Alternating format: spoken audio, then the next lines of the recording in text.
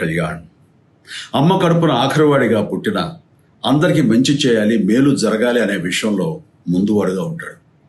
తన గురించి కంటే జనం గురించి ఎక్కువగా ఆలోచించే మనస్తత్వం నా తమ్ముడు కళ్యాణ్ బాబుది.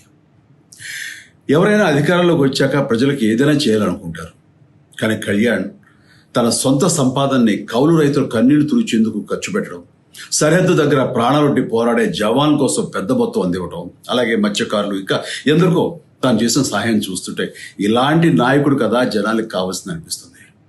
ఒక రకంగా చెప్పాలంటే సినిమాలోకి తను బలవంతంగా వచ్చాడు, రాజకీయాలు మాత్రం ఇష్టంతోనే వచ్చాడు. ఏ తల్లికైనా తన కొడుకు కష్టపడుతుంటే గుండె తరుక్కుపోతుంది. అలాగే ఏ అన్నకైనా తన తమ్ముడు అనవసరంగా మాటలు పడుతుంటే బాధ వేస్తుంది.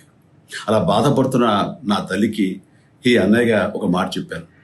నీ కొడుకు ఎంతోమంది తల్లుల కోసం, వాళ్ళ బిడ్డల భవిష్యత్తు కోసం చేసే యుద్ధం అమ్మా ఇది. మన బాధ కంటే అది ఎంతో గొప్పది అన్నాను. అన్యాయాన్ని ఎదిరించకుండా మౌనంగా ఉండే మంచివాళ్ల వల్లనే ప్రజాస్వామ్యం మరింత నష్టం అని నమ్మి జనం కోసం జన సైనికుడు అయ్యాడు.